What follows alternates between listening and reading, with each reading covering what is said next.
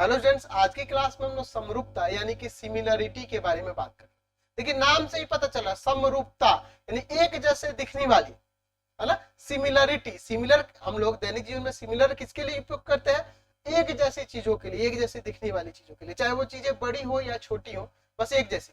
मैं यहाँ पर एक बुर्ज खलीफा लाता हूँ, छोटा सा नमूना उसका खरीद के, है ना, टॉय वाला, और एक बड़ा बुर्ज खलीफा देखता हूँ जो जाके हमें सऊदी अरब में दिखेगा, है ना जी, सऊदी अरब में है ना जी।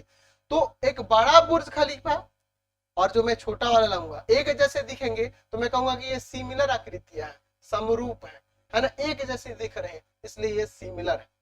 तो दैनिक जीवन में भी हम लोग सिमिलर का मतलब यही जानते हैं कि एक जैसी आकृति दिखने वाली। यहाँ पे हम लोग इस चैप्टर में हम लोग बात करने वाले हैं समरूप ज्यामितीय आकृतियों के बारे में। तो वैसी ज्यामितीय आकृतियां जो दिखने में एक जैसी हो वही समरूप कहलाती है, वही क्या कहलाती है? सिमिलर कहलाती है। यहाँ पे हम लोग कह सकते हैं कि अगर कोई ज्यामितीय आकृति जिनका आकार एक जैसा हो, दिखने में एक जैसी हो, बात हुई यही ना, इनका शेप एक जैसा हो, तो अगर उनका शेप एक जैसा है, ठीक है ना जी, तो वो क्या कहलाएंगे? समरूप कहलाएंगे। अगर शेप एक जैसा होगा तो उनका वो क्या कहलाएंगे? समरूप कहलाती है, सिमिलर कहलाती है। हम लोग एक और चीज पढ़े थे कि जिनका शेप और साइज यानी आमाप समान होता है, वैसी आकृतियों को हम लोग सर्वांगसम कहते हैं। सर्वांगसम आकृतियां कहलाते हैं, कॉन्ग्रुएंट फिगर्स कहते हैं। तो वो क्लास 9th में हम लोग पढ़े हैं। हम लोग बात करने वाले हैं समरूपता यानी कि सिमिलरिटी के बारे में। तो दो ज्यामितीय आकृतियां, है ना, कब कहलाएंगी समरूप?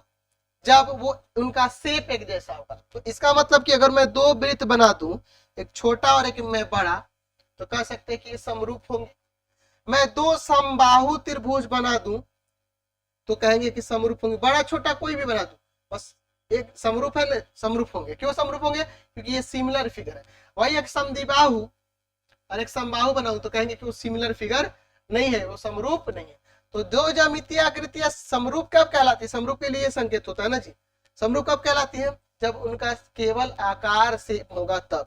और अगर आमाप भी सेम हो जाता है तो सर्वांगसम भी कहलाएंगे। अब आप कहोगे कि सर अगर मान लीजिए आकार भी सेम हो गया, तो शेप एंड साइज दोनों सेम हो गया तो कोई दिक्कत नहीं उससे, तब भी आपकी समरूप कहलाएंगे। बस समरूपता में देखना होता है कि सिर्फ आकार सेम होना चाहिए। अगर आकार सेम है और आमाप सेम भी हो सकता है और नहीं भी, साइज सेम भी हो सकता है, नहीं भी, अगर दोनों समान हो जाते तब भी वो समरूप कहला सकती है। ठीक है, इसका मतलब सभी की सभी सर्वांगसम आकृतियां समरूप कहलाती हैं, ऐसा आप कह सकते हैं। सभी की सभी आकृतियां क्या होती हैं जी? समरूप होती हैं, ऐसा आप यहाँ पर कह सकते हैं। तो हमने यहाँ पे ये देखा कि कोई भी दो ज्यामितीय आकृतियां अगर एक जैसा उनका शेप होगा तो वो समरूप कहलाएंगे। तो चलिए हम लोग बात करते हैं कि अगर मान लीजिए बहुभुजों की बात करें, बहुभुजों की समरूपता, ठीक है ना जी, क्या होगा? बहुभुज समरूप कब कहलाएंगे, सिमिलर कब कहलाएंगे? तो इसमें तीन बातें आपको देने, उनकी भुजाओं की संख्या समान हो, भुजाओं की संख्या समान हो। कहने का मतलब क्या है कि मान लीजिए वो दो त्रिभुज हो, दो चतुर्भुज हो, दो पंचभुज हो, मतलब दो भुजा है ना, उनकी भुजाओं की जो संख्या हो वो समान होनी चाहिए, चाहे वो त्रिभुज हो, चतुर्भुज हो, पंचभुज हो, है ना, एक जैसे तभी देखेंगे भुजाओं की संख्या समान हो। इसके लिए क्या कंडीशन और आ जाएगा? उनके संगत कोण समान हो, उनके संगत कोण समान हो, तथा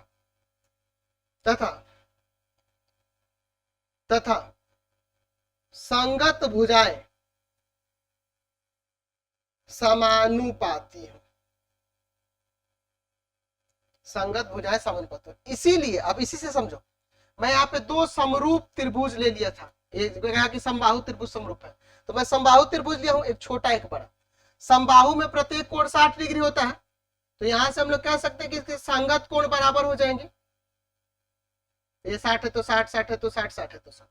अच्छा, संगत भुजाएं समानुपाती होने का मतलब, मान लीजिए इसकी भुजाएं 2-2 सेंटीमीटर और इसकी 4-4 है, तो देखो 2/4 करोगे, 1/2, 1/2, संगत भुजाओं का अनुपात 1/2, 1/2, 1/2 आएगा। तो इस कंडीशन में हम कह सकते हैं समरूप ये होंगे। क्यों समरूप होंगे? क्योंकि ये तीनों नियमों को फॉलो करते हैं, है ना।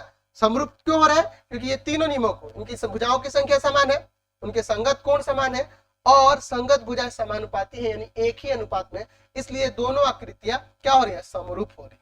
तो अब आपके मन में सवाल उठेगा, क्या सर अगर मान लीजिए कोण में ऐसे ले लूं, एक 50 डिग्री, ये भी 50 डिग्री, ये 70 डिग्री, ये 70 डिग्री और ये वाला 60 डिग्री लेता हूं, तो इस कंडीशन में भी आप इसको समरूप कह सकते हैं। क्यों कह सकते हैं? क्योंकि संगत कोण समान है। देख लीजिए, ये इसके, ये इसके, ये इसके, सभी कोण आपस में समान नहीं दिख रहा है, संगत कोण समान दिख रहा है। आप कहोगे सर संगत भुजाएं कहां गई, इसमें तो भुजाएं नहीं है। देखो, भुजाओं की संख्या बराबर है, संगत कोण समान है। ये जो संगत भुजाएं अनुपात समानुपाती की बात आ रही है, तो अगर संगत कोण बराबर होंगे तो आगे चल के हम लोग इसमें प्रमेय पढ़ेंगे कि इनके अगर संगत कोण बराबर है तो संगत भुजाएं एक ही अनुपात में होती है, हम लोग साबित करके देखेंगे। तो अगर ये कंडीशन अगर दिया हो तो ये जरूर होगा, अगर ये दिया हो तो ये जरूर होता है। ठीक है, त्रिभुजों के लिए होता है।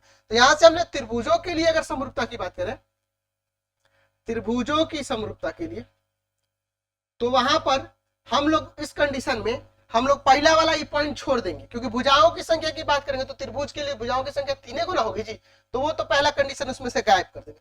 बस उनके संगत कोण समान हो और संगत भुजाएं एक ही अनुपात में हो, तो वो दो त्रिभुज समरूप कहलाएंगे। तो यहाँ से आज की क्लास में हमने समरूपता के कॉन्सेप्ट को क्लियर किया कि समरूप आकृतियां क्या होती है।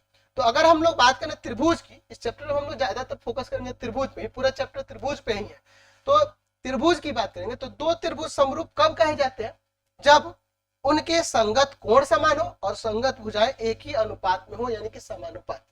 तो फिलहाल आज की क्लास में इतना ही, अगली क्लास में आगे देखेंगे। आपको प्ले स्टोर से पढ़ाई.online रविकांत सर के नाम से एप्लीकेशन है, उसको डाउनलोड कर लेना है। वहां पे हमारे पेड कोर्सेज चल रहे हैं, जाके उन कोर्सेज को बाई करिए और अच्छे तरीके से, बहुत बड़े ही कंसेप्चुअल तरीके से मैंने पूरा सिलेबस वहां पे पढ़ा रखा है, पूरा लाइव क्लासेस चल रहा है, वहां से क्लासेस ज्वाइन कीजिए और अपने कोर्सेज को बाई करके अपने पढ़ाई को और बेहतर करिए। फिलहाल आज की क्लास में इतना ही।